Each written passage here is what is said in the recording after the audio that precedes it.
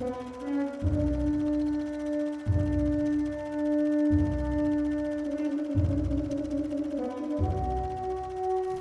hab die anderen genauso vernichtet. Sie sind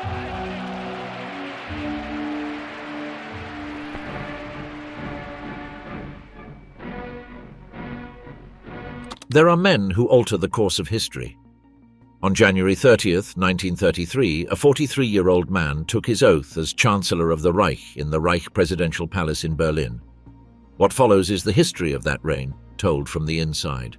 Not from the trenches of those who suffered, although their voices will appear, but from the marble halls of the new Reich Chancellery, from the military conferences at the Wolfschanze in the forests of East Prussia.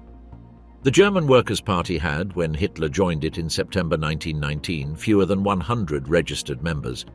Within 2 years, Hitler had transformed it into the National Socialist German Workers' Party, National Sozialistische Deutsche Arbeiterpartei, NSDAP, and had become its absolute leader, with the title of Führer, chief. His weapon was the word. Those who listened to him in those early years described the phenomenon in a surprisingly uniform manner. Albert Speer, who attended one of his speeches in Berlin in 1931, wrote that Hitler always began in a low, almost timid tone, with what he described as a kind of historical masterclass rather than a speech. The rhetoric did not arrive all at once, it accumulated. The sentences grew shorter, the voice rose in pitch, and when the room was completely captive, the orator no longer persuaded. He embodied what the audience wanted to hear. The wave carried him, not the other way around. In Munich, Hitler found financiers among the petty bourgeoisie and some industrialists, recruited war veterans into the stormtroopers, Sturmabteilung SA, under the command of Ernst Röhm, and began to build a political mythology based on 3 axes: radical anti-Semitism as the explanation for all of Germany's ills, the rejection of the 1919 Treaty of Versailles as a document of national enslavement, and the promise of a renewed Reich that would restore German honor. It was not a governing program. It was a promise of revenge. On November 8, 1923, Hitler attempted to replicate Mussolini's march on Rome of the previous year. He burst into the Bürgerbräukeller in Munich with armed SA groups during a meeting of the Bavarian government. "The national revolution has begun," he announced, firing his pistol at the ceiling. The beer hall putsch failed in less than 24 hours. The following day, November 9, 1923, columns of Nazis and veterans marched toward the center of Munich. At the Feldherrnhalle, facing the Bavarian Army Ministry, police opened fire. 4 policemen and 16 putschists died. Hitler escaped wounded by the fall of the man who had been marching beside him. He was arrested 2 days later at the villa of Ernst Hanfstengel in Uffing am Staffelsee, south of Munich. The trial was a political gift. Hitler turned it into a stage. He spoke for hours before the judges, proclaimed his historical innocence, denounced the Weimar system, and was sentenced to 5 years in prison at the fortress of Landsberg am Lech. He served not even 1. In December 1924, after 9 months of detention under comfortable conditions, with his own room, frequent visits, and an assistant who brought him his correspondence, he was released. But those 9 months were not wasted time. In Landsberg, he dictated the first volume of Mein Kampf, My Struggle, to his secretary Rudolf Hess. The book was in equal parts autobiography, ideological manifesto, and guide to conquest. It described with clarity the territorial expansion toward the east, the necessity of eliminating Jewish influence in Germany, the contempt for parliamentary democracy, and the doctrine of Lebensraum, living space, that would later justify the invasion of Poland and the Soviet Union. No one who read it in 1925 could have claimed afterward that Hitler had concealed his intentions. The problem is that very few bothered to read it, and fewer still took it seriously. The Weimar Republic and the Collapse of Democracy, 1924 to 1933. The Weimar Republic, established in 1919 after the defeat in the Great War, was Germany's first liberal democracy, and it was from its very birth a democracy in permanent crisis. The Treaty of Versailles had imposed upon it war reparations equivalent to 132 billion gold marks, the loss of territories including Alsace-Lorraine, the Polish corridor, and the city of Danzig, the prohibition of maintaining an army of more than 100,000 men, and the war guilt clause that held Germany exclusively responsible for the conflict. The humiliation was so profound that even the most moderate German politicians used it as an electoral argument. Between 1919 and 1923, Germany suffered a hyperinflation without historical precedent. In October 1923, 1 kilogram of bread cost 5.6 trillion marks in Berlin. The savings of an entire lifetime evaporated in weeks. The middle class, which was the social backbone of the Republic, was economically destroyed. War veterans who had returned home without work and without a future filled the paramilitary corps of both left and right. Stabilization came at the end of 1923 with the introduction of the Rentenmark, and the years 1924 to 1929 were ones of relative prosperity supported by American loans. But on October 24, 1929, the New York Stock Exchange collapsed. The crash of '29 caused American banks to withdraw their loans from Europe within a matter of months. German industrial production fell by half. Unemployment, which in 1929 affected 1.3 million people, reached 6 million in 1932, approximately 30% of the active population. Hunger was visible in the soup kitchen queues that stretched for kilometers in Berlin, Hamburg, and the Ruhr. It was in this context of catastrophe that the Nazi Party found its fuel. In the September 1930 elections, the NSDAP went from 12 to 107 seats in the Reichstag, becoming the second largest party in the German parliament. In the presidential elections of 1932, Hitler ran against Field Marshal Paul von Hindenburg, the hero of the Great War, and obtained 37% of the votes in the second round. In July 1932, the NSDAP reached its historic electoral maximum with 37.4% of the votes and 230 seats. What followed was a calculated institutional crisis. German industrialists, terrified by communism and convinced that they could contain Hitler within a coalition government, began to pressure the elderly President Hindenburg to appoint him Chancellor. On January 4, 1933, at the villa of Joachim von Ribbentrop in Dahlem, a residential district of Berlin, Hitler met with former Chancellor Franz von Papen and banker Kurt von Schröder. The pact was clear. Hitler would obtain the chancellorship. The conservative establishment believed it would control him. Franz von Papen told a colleague with confidence that there was nothing to worry about. In 2 months, we will have pushed Hitler into a corner where he will squeal. Von Papen had never been so wrong in his life.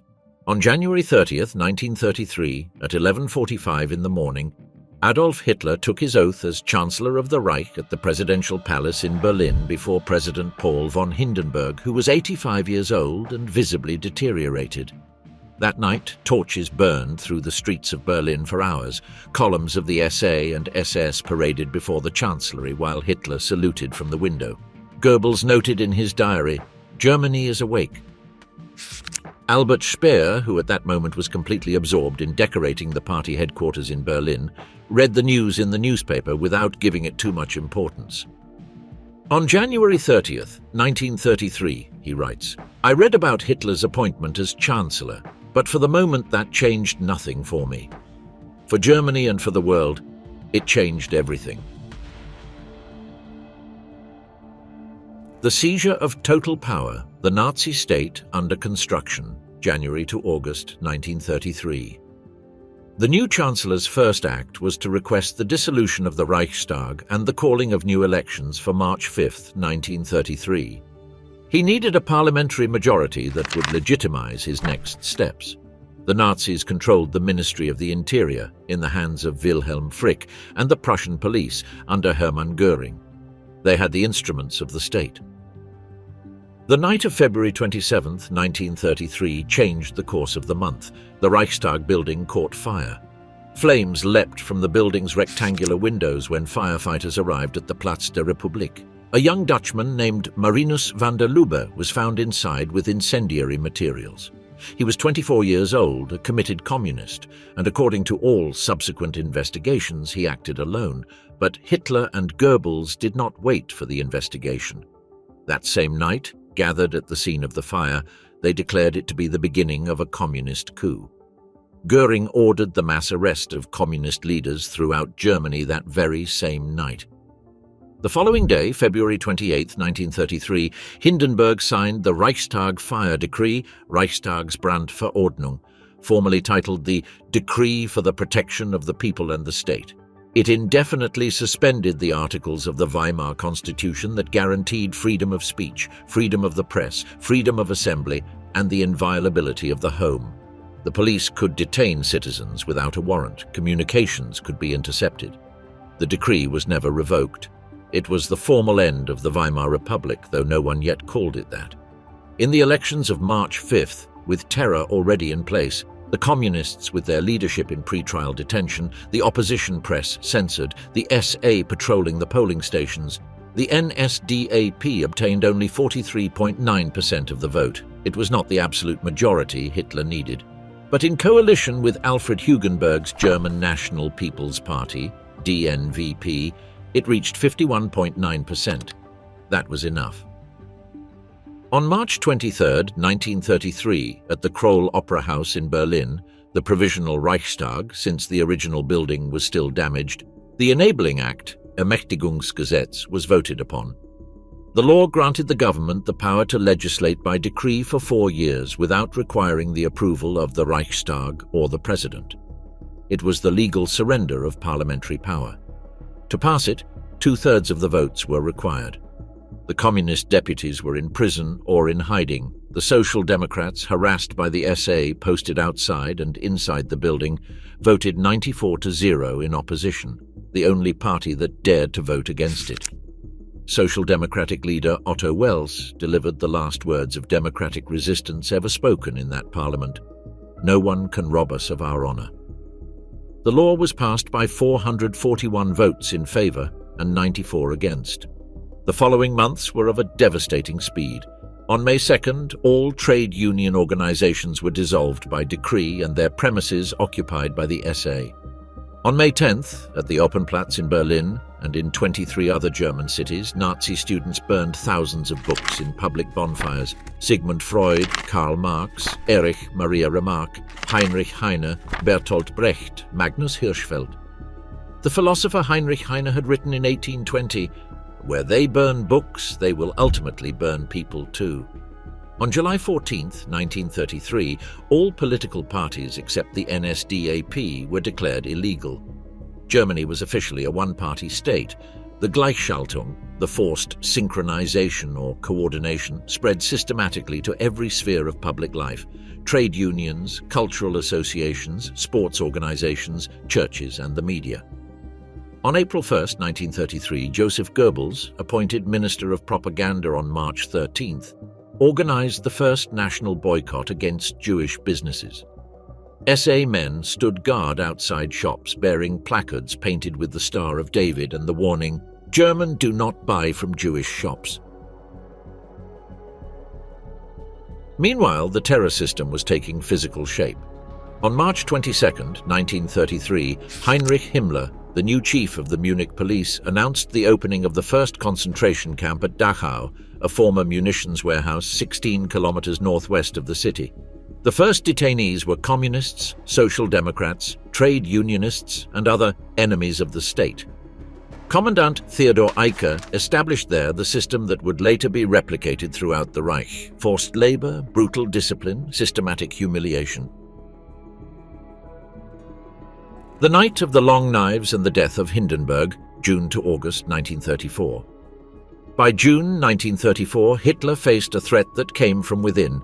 Ernst Röhm, the leader of the SA and his old comrade from the early years in Munich, wanted to go further. The SA had at that point between 2 and 3 million men, and Röhm dreamed of turning them into the nucleus of a new revolutionary army that would absorb the traditional Reichswehr. The army generals, who had never concealed their contempt for the SA's thugs, were pressing Hitler to restore order. Himmler and Göring, who saw in Röhm a dangerous rival, took it upon themselves to convince Hitler that an imminent plot existed.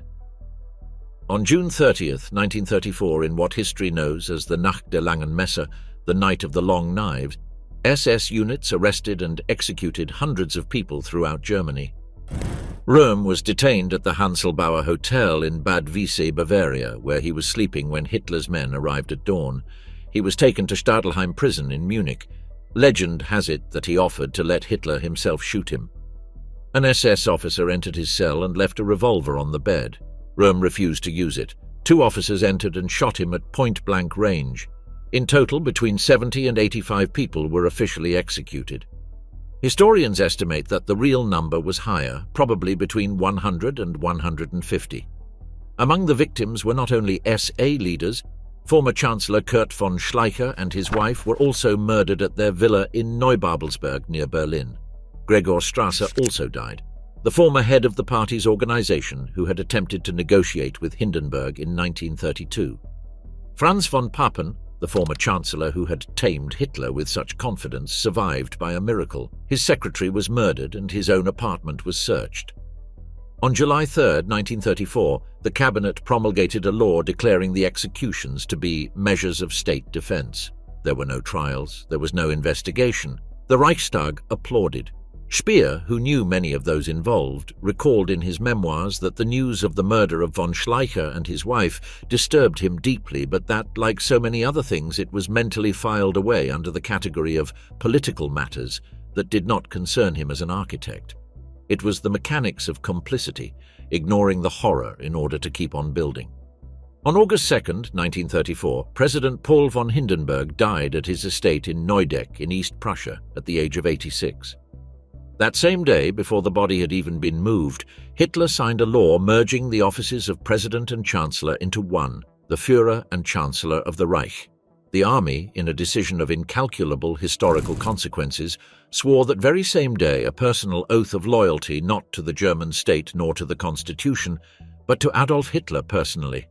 I swear by God, this sacred oath, that I will render unconditional obedience to the Führer of the German Reich and people, Adolf Hitler, Supreme Commander of the Wehrmacht, and as a brave soldier will be ready at all times to lay down my life for this oath. On August 19th, a referendum asked the German people whether they approved of the merger of powers. 89.9% voted yes. Germany had its legally anointed dictator. Speer describes that moment as the point at which the nature of the regime changed forever. Hindenburg had restrained for too long for Hitler's impatience many of his excesses. The field marshal had represented the last institutional connection to the previous order. Upon his death, that connection disappeared. Hitler was now completely free. The Führer in his court, daily life in the Third Reich, 1934 to 1938. Whoever wishes to understand how the Third Reich functioned must first understand how Hitler's day functioned. Because the way in which the most powerful man in Europe organized his hours, or rather the way in which he disorganized them, determined to a great extent the cycles of fury, expansion and paralysis that characterized the regime. Hitler was personally profoundly bohemian. He went to bed invariably between 2 and 4 in the morning, after endless film screenings, musical evenings with records of Wagner and operetta, and monologues that his subordinates listened to in silence while struggling against sleep. He rose late, habitually between 10 and 11 in the morning. At the Berghof, his residence in the mountains of the Bavarian Alps at Obersalzberg near Berchtesgaden, this pattern became an oppressive routine for everyone who surrounded him. The Berghof was in appearance an enlarged country house. In reality, it was the nucleus of the regime's informal power. Bormann, Hitler's personal secretary and administrator of the Obersalzberg, had expropriated centuries-old estates, demolished votive chapels and felled ancient forests to build a walled complex of 4.3 square kilometers surrounded by 2 perimeters of barbed wire fencing. The access routes passed through 2 identity checkpoints. SS guards patrolled around the clock. The day began with Hitler's late breakfast, a strict vegetarian since the mid-1930s, convinced that the consumption of meat shortened life and deteriorated morality, followed by press briefings prepared by his press chief, Dr. Otto Dietrich. Then came the dispatches with Bormann, who controlled access to Hitler with a bureaucratic meticulousness that made him the most powerful man in the apparatus after the Führer himself. The midday meal was the social center of the day. Between 40 and 50 people had free access to Hitler's table at the Berlin Chancellery. At Obersalzberg, the number was smaller, but the ritual identical. Soup, a main course of meat or a special vegetarian dish for Hitler, dessert, mineral water, a bottle of cheap wine. No appetizers, no luxuries.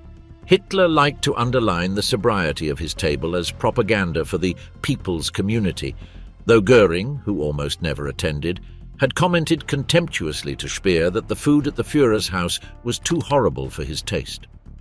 The after-dinner monologues lasted until 4:30 in the afternoon, always repeating the same themes: the crimes of Versailles, the inferiority of democracy, the greatness of ancient Rome, the magnificence of Wagner, the Führer's dietary theories. After eating came the walk to the tea house, a circular building of some 8 meters in diameter situated at a vantage point overlooking the Berchtesgaden Valley.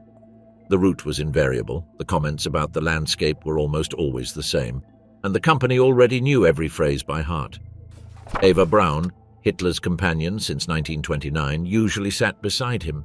No one in the inner circle was ignorant of their relationship, though Hitler kept it carefully out of official public life. When Reich ministers or dignitaries arrived, Eva was confined to her room.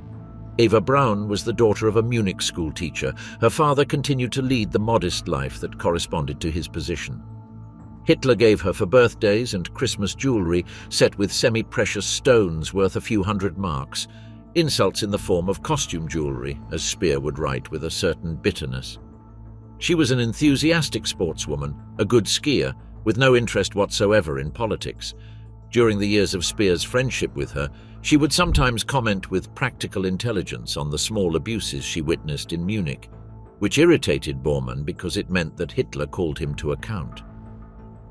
The afternoon ended with dinner, a second film screening. Hitler watched between 1,000 and 1,500 films in the period 1933 to 1945, including the latest American releases that were officially banned in Germany. And the evening by the fireplace that stretched on until the small hours. Those who surrounded him, liberated when Hitler finally retired, would usually uncork bottles of cognac with the relief of prisoners obtaining a temporary reprieve. Speer summed it up without embellishment. He arrived home dead with tiredness, exhausted from doing nothing. And yet, from that court of monotony and tedium, from that landscape of operetta films and monologues about dogs, decisions were taken that determined the fate of continents. The Europe of Appeasement, Remilitarization, Austria and Czechoslovakia, 1935 to 1938. The Hitler that European leaders encountered in their negotiations of the 1930s was not the Hitler that his own generals feared in private. He was a consummate actor, capable of adjusting his tone and his image with almost surgical precision according to his audience. He wore dark navy suits at diplomatic receptions, while at rallies he sported the brown SA uniform. He spoke of peace while he had already begun to rearm. On March 16, 1935, Hitler announced the restoration of compulsory military service in Germany, expressly forbidden by the Treaty of Versailles, and the creation of the Wehrmacht, the new German army with a declared target of 550,000 men. The Western powers protested formally. Britain signed in June of that same year the Anglo-German Naval Agreement, which implicitly recognized Germany's right to possess a war fleet. It was the first step of appeasement. On March 7, 1936, German troops entered the demilitarized Rhineland. It was another direct violation of Versailles. The German generals had warned Hitler that the action was risky. The available forces were barely 3 battalions. If France responded militarily, the German army would have to withdraw. Hitler ignored the warning. France did not respond. Britain did not respond. Hitler interpreted it as exactly what it was, a test passed. The 48 hours after the march into the Rhineland, he would say later, were the most anguishing of my life. If the French had entered the Rhineland, we would have had to withdraw with our tails between our legs because the military resources at our disposal were completely inadequate. In September 1935, the Nuremberg laws stripped German Jews of Reich citizenship and banned marriage and sexual relations between Jews and Aryans. 500,000 people were converted at a stroke into residents without rights in the country where they had been born. The night of March 9th to 10th, 1938, was an opera evening in Berlin. Speer was at home. Goering arrived with great pomp at a performance. Suddenly, the chancellery staff began to move with urgency. The Austrian Chancellor Kurt von Schuschnigg had delivered that afternoon a speech in Innsbruck announcing a plebiscite. The Austrians would decide for themselves whether they wished to be independent. The password he had launched at the end, "Austrians, the moment has come," was enough to unleash a crisis that Hitler had been waiting for. On March 12, 1938, German troops crossed the Austrian border. They were met with flowers and applause. Hitler entered Austria the following day through his birthplace, Braunau am Inn. In Linz, where he had spent his adolescence, the crowds received him with an euphoria that, according to his own accounts, surprised him. The Anschluss, the union of Austria with the German Reich, was proclaimed on March 13th. In the subsequent referendum of April 10th, 99.73% of Austrians voted in favour. The figure was probably inflated, but the real adhesion was undeniably massive. Back in Berlin, Speer prepared the Northwest Stadium for a great rally. In Vienna, meanwhile, the Nazis proceeded with greater brutality than in any other city of the Reich. Jews and opponents were detained in the streets, forced to kneel and scrub pavements with their teeth while the crowds applauded. The American ambassador in Berlin reported to Washington scenes of medieval brutality that defied description. 6 months later, it was Czechoslovakia's turn. The German minority of the Sudetenland, 3 million people in the western border zone of the country, provided the pretext. In September 1938, during the Nazi Party Congress in Nuremberg, Hitler performed before cameras and microphones the role of the indignant leader who could no longer tolerate the oppression of the German brothers at the hands of Prague. It was calculated theatre. The real objective was the destruction of the Czechoslovak state.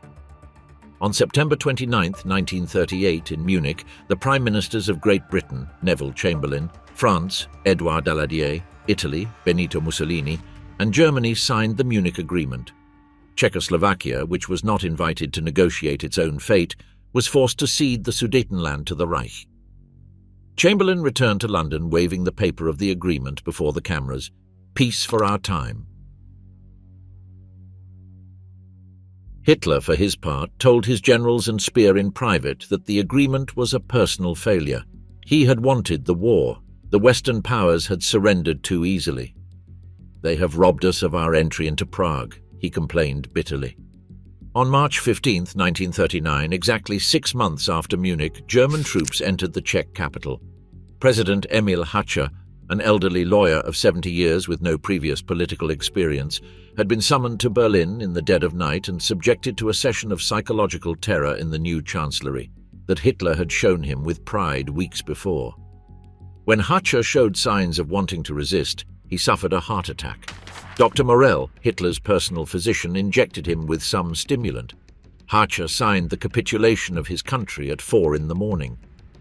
"I beat the old man's nerves so thoroughly that they gave way completely," Hitler recounted to his inner circle later, and he was on the point of signing when he had the heart attack.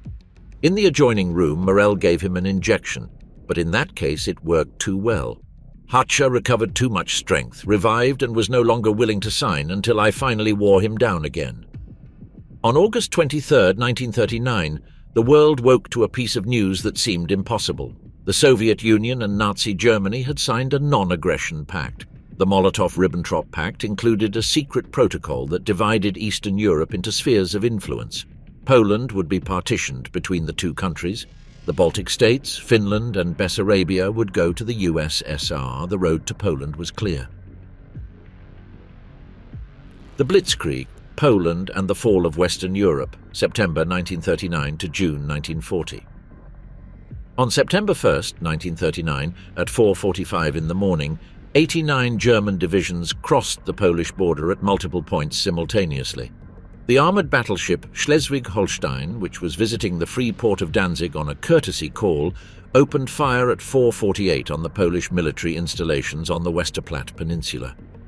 The defence of Westerplatte, where 182 Polish soldiers held out for 7 days against superior forces, would become a symbol of Polish resistance. On September 3rd, Great Britain and France declared war on Germany. When Ribbentrop brought him the news, Hitler remained silent for a moment, then turned to his foreign minister and asked, "And now what?" The Polish campaign lasted 28 days. The Wehrmacht employed for the first time on a large scale the doctrine of blitzkrieg, lightning war, which combined armoured wedges of deep penetration, tactical air support from the Luftwaffe, and motorised infantry. The Polish Air Force was largely destroyed on the ground within the first 48 hours. Warsaw was bombed from the very first day. On September 17th, the Soviet Union invaded Poland from the east. On September 27th, Warsaw capitulated. On October 6th, the last operational Polish army laid down its arms. On October 5th, Hitler made a 3-hour visit to the devastated Warsaw. He paraded through half-destroyed streets before columns of German troops. That same evening, back in Berlin, he delivered a peace speech in the Reichstag. He offered France and Great Britain a conference to resolve their differences. The Western powers rejected the proposal. Speer was summoned to the outskirts of Berlin to meet Hitler during those weeks. "I went to see him in a map room somewhere outside the city," he writes. "The Hitler he encountered was different, more tense, more focused.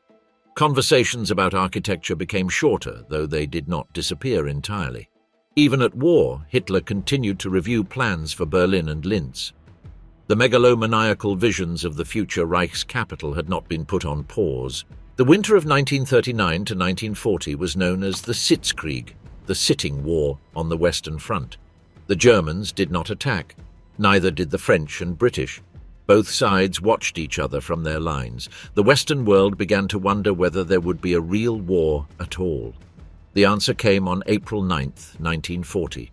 Germany invaded Denmark and Norway simultaneously. Denmark fell in 6 hours without appreciable resistance. Norway proved more complicated. The British and French attempted to hold out at several points, especially at Narvik. But on June 9th, King Haakon VII and his government abandoned the country. Norway was occupied. On May 10, 1940, the boldest and most decisive campaign of the war began. Germany attacked Holland, Belgium and Luxembourg simultaneously. But the real blow did not come from where the Allied High Command expected it. The original Yellow Plan resembled the Schlieffen Plan of 1914, an arc through Belgium and northern France. But General Fritz Erich von Manstein had proposed a radical alternative, the Sichelschnitt, the sickle cut, which sent the main armoured weight through the Ardennes, considered impassable by Allied strategists. Hitler adopted the plan with enthusiasm. On May 12th, General Heinz Guderian's tanks crossed the Meuse at Sedan. Within 3 days, they had penetrated 40 kilometers into French territory. Within 10 days, they reached the English Channel, cutting the Allied front and encircling the best French troops and the British expeditionary force around Dunkirk. Between May 26th and June 4th, 338,226 Allied soldiers were evacuated in Operation Dynamo. Hitler ordered the tanks halted for 3 critical days, the most debated order of the war, allowing the evacuation that the British would turn into a national legend. On June 14, 1940, German troops entered Paris. The city was practically deserted. On June 22nd, in the clearing of the forest of Compiègne, in the same railway carriage where Germany had signed the armistice of 1918, France signed its capitulation. Hitler danced a small jig of joy that was immortalized by the cameras and later edited by Allied propaganda film into a loop that turned the moment into a grotesque caricature. On June 23, 1940, Adolf Hitler visited Paris for 3 hours and 16 minutes. The first stop was the Opera Garnier. A guide from the opera itself took him through the historical archives. Hitler knew the building's internal layout by heart. He had studied Charles Garnier's architectural plans for years. He pointed out to the guide that a salon he remembered was missing. The guide explained that the salon had been removed during a renovation. Hitler nodded with satisfaction. "I had studied its plans so carefully that I knew that salon had been lost."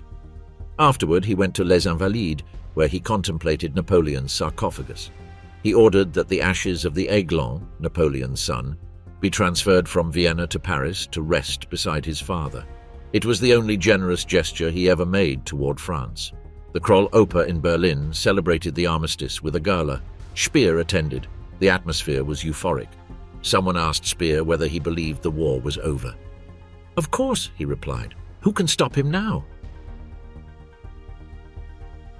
The Turn East, Barbarossa and Total War, June 1941 to November 1942. Hitler had made the decision to attack the Soviet Union not in 1941 but years earlier. He had written it in Mein Kampf with a clarity that his Western diplomats had preferred not to take seriously. Germany's destiny lay in the East. The Lebensraum, the living space, that the Germanic race needed to survive and prosper lay in the plains of Ukraine, in the wheat fields of the Volga, in the oil fields of the Caucasus. The Soviet Union was, in Hitler's conception, a colossus with feet of clay, a Judeo-Bolshevik state that would collapse before the first serious blow. "All we have to do is kick in the rotten door and the whole structure will come tumbling down," he told his generals in February 1941. The operational plan, Operation Barbarossa, was approved in December 1940.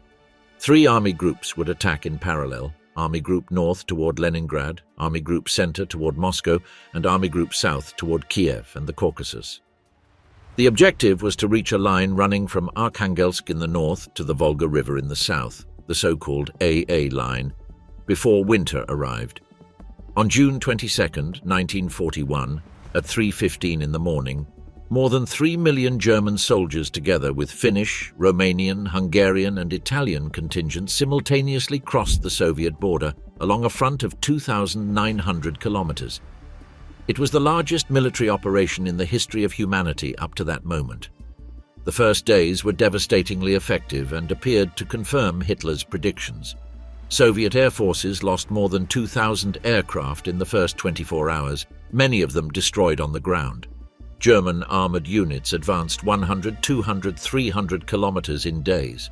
The encirclement pockets captured entire armies. At Minsk, in July, more than 300,000 prisoners. At Kiev, in September, more than 650,000. Field Marshal Wilhelm Keitel wrote to headquarters, "The campaign is won." But the campaign was not won. The space was immense. The supply lines stretched to the breaking point, and the Red Army, contrary to what Hitler had predicted, did not collapse. Each encirclement produced prisoners, but also allowed new Soviet units to form in the rear.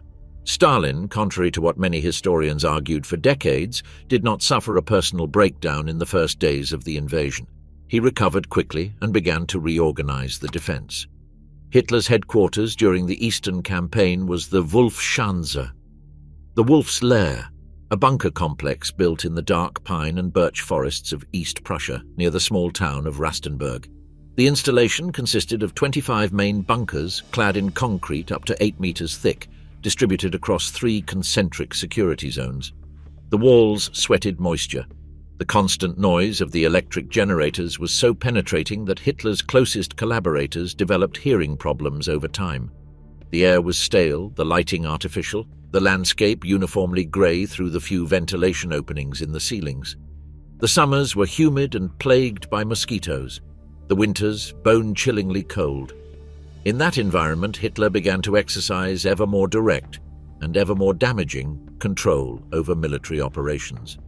At first, his interventions showed a certain tactical intuition, but with time, that intuition was replaced by obstinacy. The Führer made military decisions with ever greater disregard for the reality of the terrain, General Heinz Guderian would write later in his memoirs. He demanded the impossible and punished those who told him so. In the autumn of 1941, German troops were less than 20 kilometers from Moscow. The officers of the vanguard could see the reflections of the Kremlin's golden domes through their binoculars. But the cold arrived early and with a brutality for which the German army was not prepared.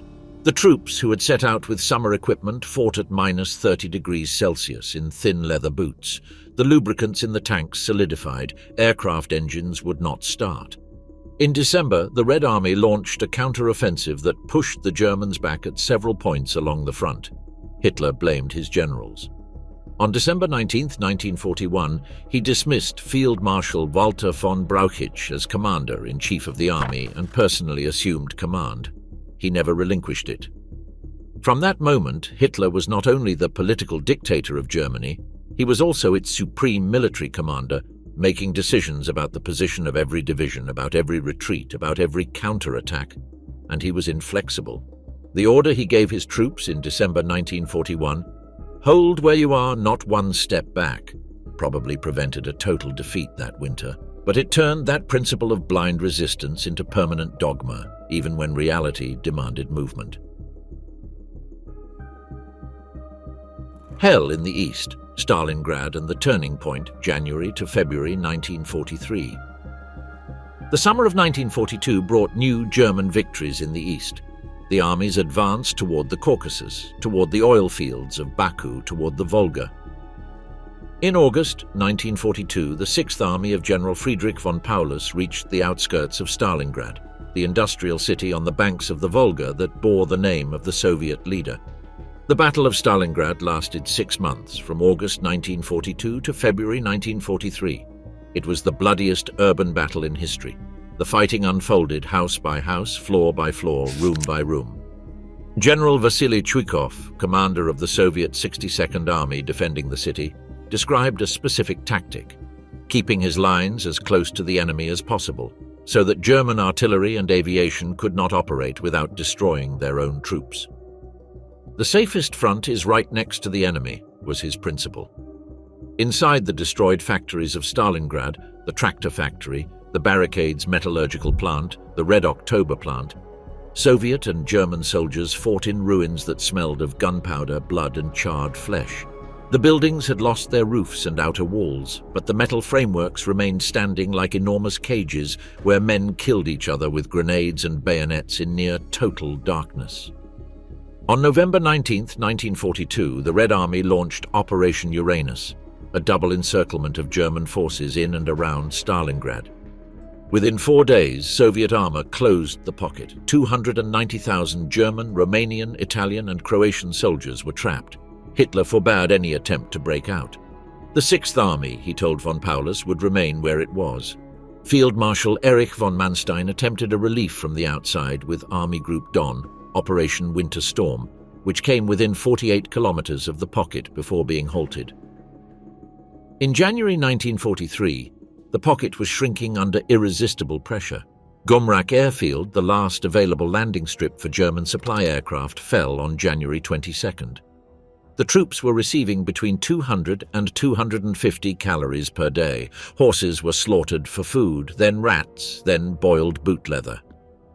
On January 31st, Friedrich von Paulus, promoted to Field Marshal the previous day by Hitler with the tacit understanding that no German Field Marshal had ever surrendered, was captured in the basement of the Univermag department store in the center of Stalingrad.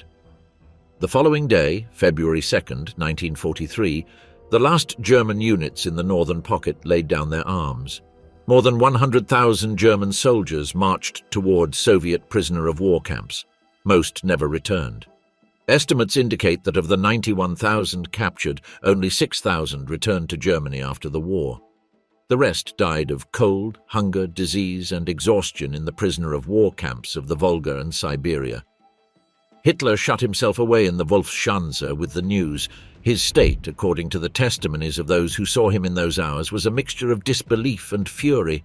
He had not foreseen the possibility of failure. The speech on the defeat of Stalingrad was given by Goebbels, not Hitler. At the Sport Palace in Berlin on February 18, 1943, the Minister of Propaganda asked a carefully selected crowd of 10,000 people, "Do you want total war?" The crowd roared yes. The images of that speech were distributed around the world. Speer, who in February 1942 had assumed the Ministry of Armaments and War Production following the accidental death of Fritz Todt, whose plane crashed under circumstances never fully clarified, took note of the change in Hitler's state. "After Stalingrad," he writes, "something changed in Hitler. It was not only the weight of the defeat, it was the first crack in the armor of his certainty. Before, anyone who questioned one of his decisions was treated as a traitor or a coward. After Stalingrad, it began to be more difficult to ignore reality, although Hitler did everything possible to continue ignoring it." The terror state, the SS, the Gestapo, and the Holocaust. To understand Hitler's regime, it is not enough to follow the military campaigns. At the same time that the battles were unfolding, another process was marching in parallel, darker and more definitive: the systematic extermination of European Jews and other categories of people considered undesirable by the regime. Nazi anti-Semitism did not begin as an extermination program. It began as discrimination and escalated methodically. The Nuremberg laws of 1935 stripped Jews of citizenship. Economic restrictions gradually expelled them from the liberal professions, commerce and finance. Kristallnacht, on the night of November 9th to 10th, 1938, the Night of Broken Glass, was the first pogrom organized by the state in Western Europe in the 20th century. That night, coordinated groups of SA and Nazi civilians attacked synagogues, businesses and Jewish homes throughout Germany and Austria. Estimates put at around 95 the number of people murdered that night, with more than 7,500 businesses destroyed and some 1,400 synagogues burned or damaged. Around 30,000 Jewish men were arrested and sent to concentration camps. Speer drove past the smouldering ruins of Berlin's synagogues on the morning of November 10th. What disturbed him most, he writes with brutal honesty in his memoirs, was the aspect of disorder. The broken shop windows of the Fasanenstrasse offended his bourgeois sense of order. He did not think of the families inside those shops. Years later in Spandau, he would write that this inability to see beyond the broken glass was perhaps the most inexcusable sin of omission of my life. The leap to systematic extermination took place in the context of the Soviet invasion. The Einsatzgruppen, special action groups of the SS, followed the armies in their advance, with the mission of executing Soviet political commissars, Communist Party officials, and Jews. At Babi Yar, a ravine on the outskirts of Kiev on September 29th and 30th, 1941, Einsatzgruppe C executed 33,771 Jews of the city in 2 days. It was the largest massacre in a single episode of the entire war. Men, women and children were led in columns to the edge of the ravine, forced to undress and shot in groups.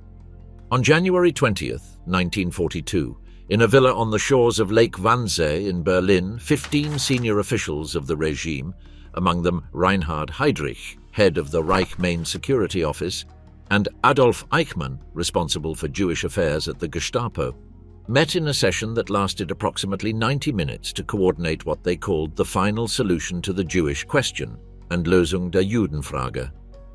The conference protocol drafted by Eichmann calculated the number of European Jews to be processed at 11 million.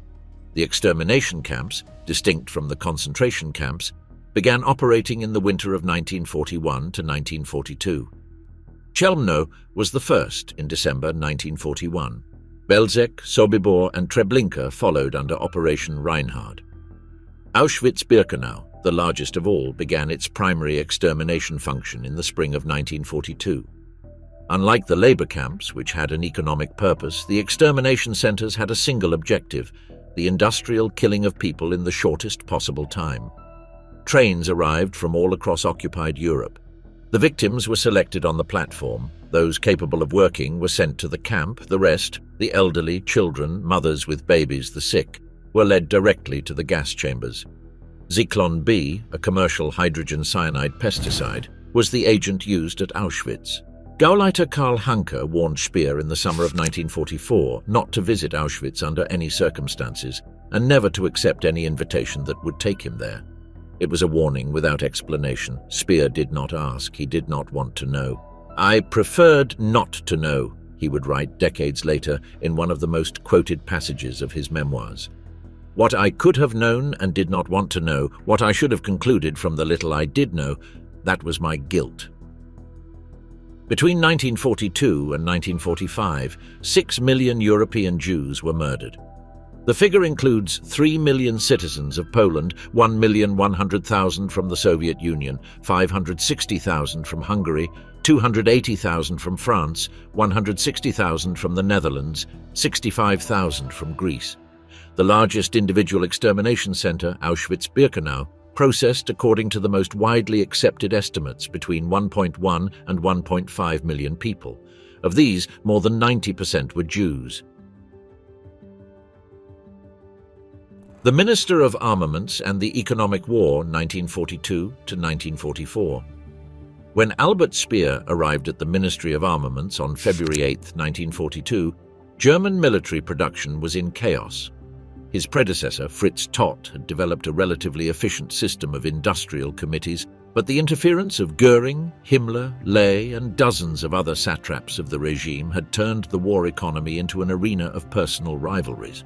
Every chieftain had his own industrial fiefdom. Speer, with Hitler's direct trust opening doors for him that others could not break through, began implementing a system of industrial self-responsibility. Companies and their engineers would make the technical production decisions, freed from party bureaucracy. The results were remarkable. Despite the Allied bombing that intensified month by month, German weapons production did not reach its peak until September 1944, nearly 2 years after Germany had strategically lost the war. In 1943, tank production tripled compared to 1941. Fighter aircraft production increased by 228% between 1942 and 1944. These numbers are not a vindication, but a paradox. That the German war economy functioned so well, so late, was in part what prolonged the war and multiplied the deaths. The Allied bombings of German cities, Hamburg, Cologne, Dresden, Berlin, which cost the lives of between 300,000 and 400,000 German civilians between 1942 and 1945, failed to paralyze industrial production until the attacks concentrated on specific installations, refineries, synthetic fuel plants, railway junctions. The fundamental Allied strategic mistake, which Speer acknowledged in his Spandau memoirs, though it took him years to convince himself of it, was not to have systematically attacked the oil refineries and synthetic fuel plants from the beginning. When the Allies began doing so in May 1944 with Operation Point Blank in its fuel phase, the Luftwaffe lost its normal operational capacity within months. The tanks at the front began running out of fuel. At the armaments conferences with Hitler, which Speer describes in detail, the Führer displayed a surprising technical knowledge of specific weapons, calibers, projectile speeds, and armor resistance. He could recall with precision the specifications of a tank he had seen demonstrated months earlier. But that same technical knowledge, combined with his growing disconnection from operational reality, produced catastrophic consequences. He ordered the mass production of miracle weapons, the Me-262 jet aircraft, the V-1 and V-2 bombs, insisting on configurations that reduced their military effectiveness. The Me-262, which could have been a fighter superior to anything the Allies had in the air, was redirected by Hitler toward the bomber role, destroying much of its aerodynamic advantage. The assassination attempt and the final years, July 1944 to April 1945. On July 20th, 1944, at 12:42 in the afternoon, a bomb exploded in the conference room of the Wolfschanze during a situation briefing. Colonel Klaus von Stauffenberg, a general staff officer and one of the principal organizers of the conspiracy to bring down the regime, had placed under the table a briefcase containing 2 kilograms of plastic explosive. The explosion killed 4 of the 20 people present and wounded 20 others. Hitler survived with burns on his legs, a partial perforation of the eardrum, and bruising on his arms. The conspiracy was the culmination of years of military and civilian resistance that had included figures as diverse as the former mayor of Leipzig, Karl Friedrich Goerdeler, Field Marshal Erwin von Witzleben, and dozens of high-ranking officers convinced that Hitler was leading Germany to disaster.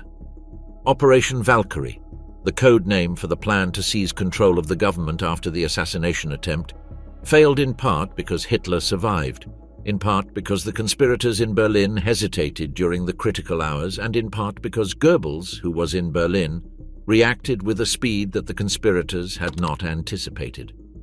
Speer learned the news that afternoon. He went to Goebbels' ministry, where the counter-conspiracy was unfolding.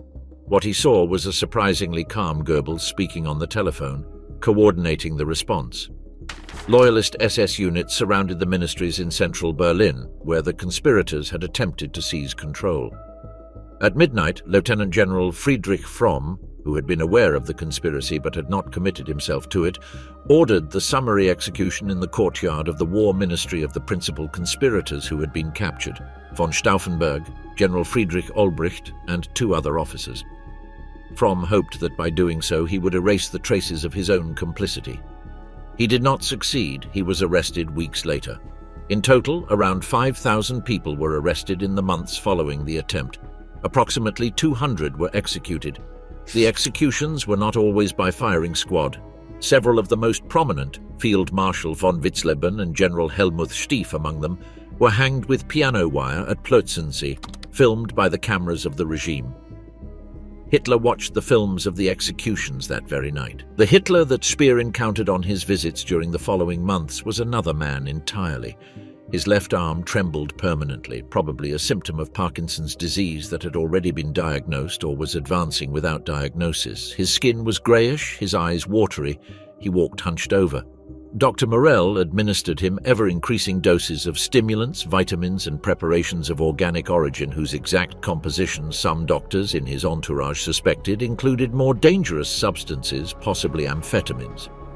On December 16, 1944, Hitler launched the last major German offensive in the West, the Battle of the Bulge, known to the Germans as Operation Herbstnebel, Autumn Fog.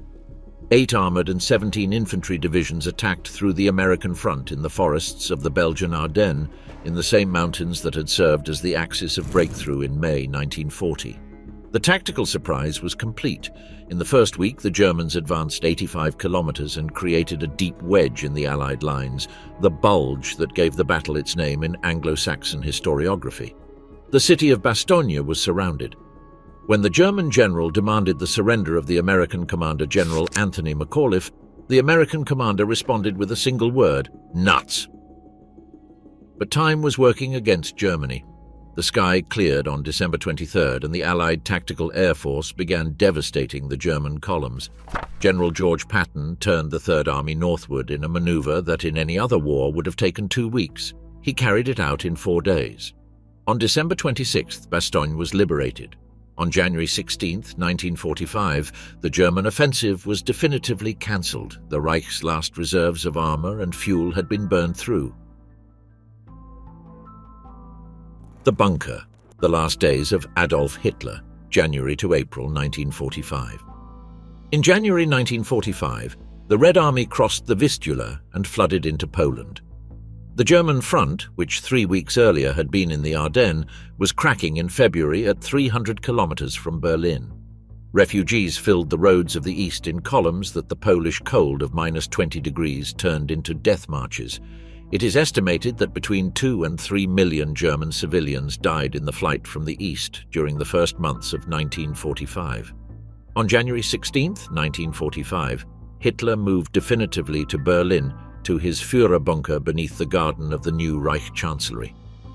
The complex was a labyrinth of corridors and rooms excavated 6 meters below garden level, encased in 4 meters of concrete. Air arrived through mechanical filters. The sound of the outside world, the bombings that shook the city, the growing thunder of Soviet artillery, was muffled but never completely silenced. Speer visited the bunker in those final months. He describes an atmosphere of overwhelming unreality.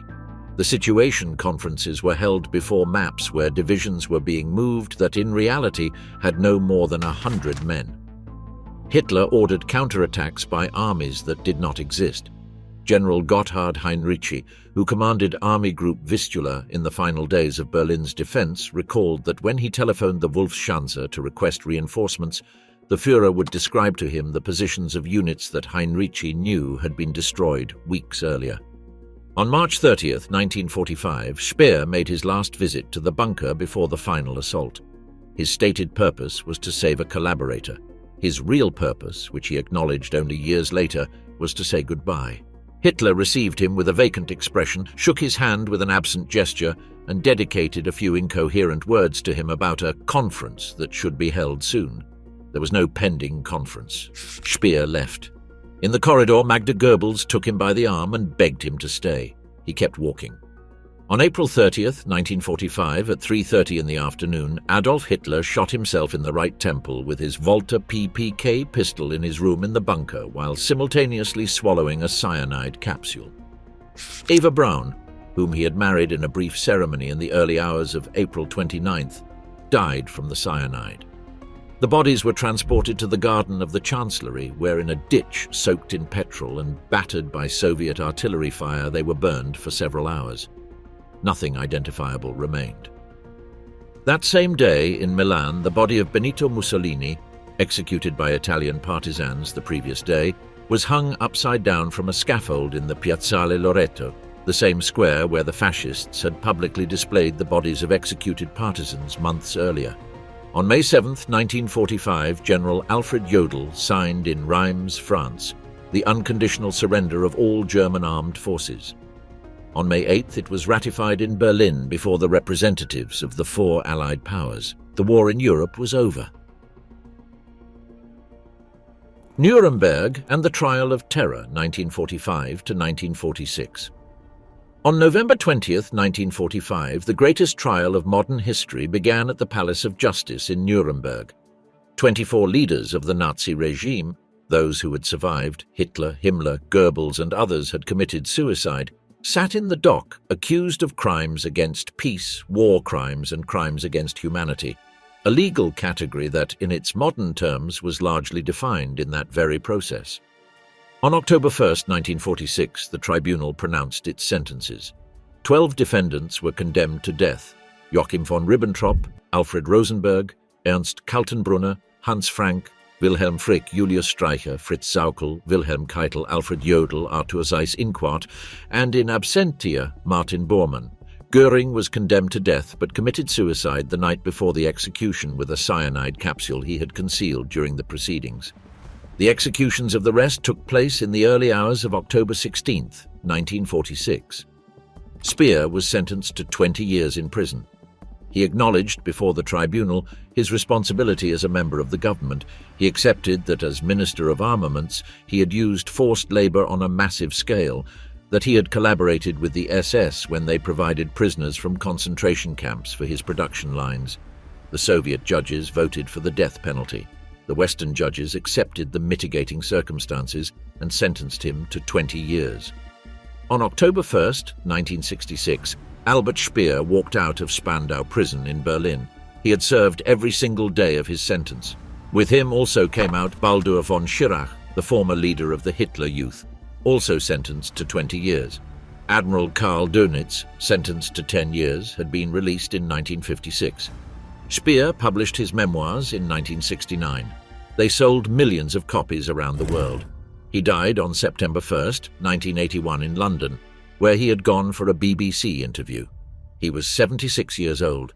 Rudolf Hess, who had flown mysteriously to Scotland in May 1941 in an attempt to negotiate a separate peace and who was sentenced at Nuremberg to life imprisonment, remained in Spandau as the sole prisoner during the last 20 years of his life. He died on August 17, 1987, at the age of 93, apparently by suicide, although the family always insisted that he had been murdered. Epilogue: What remains of the regime? 12 years.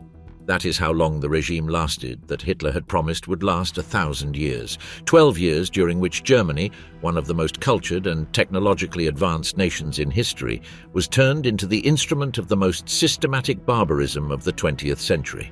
The final figures are insufficient to describe what happened, but they are necessary. 60 million dead in the Second World War in total, 20 million Soviet citizens, 6 million Poles. Of them, 3 million Jews, 6 million European Jews in total, exterminated in a bureaucratic process of industrialization of crime that had no precedent in human history, 750,000 German civilians killed in the Allied bombings, millions more dead in the flight from the East, in prisoner of war camps, in the epidemics and famine that followed the end. But behind those figures lies another kind of damage more difficult to quantify. The damage done to a society when it learns that the state can be an instrument of extermination. The damage done to a culture when its artists, its scientists, its thinkers are murdered, exiled or silenced. The damage done to a people when they are taught to obey without questioning, to look the other way when barbarism occurs before their very eyes. Albert Speer, reflecting in his cell at Spandau on the system in which he had been a key part, reached a conclusion that still resonates. Hitler was possible not in spite of modernity, but because of it.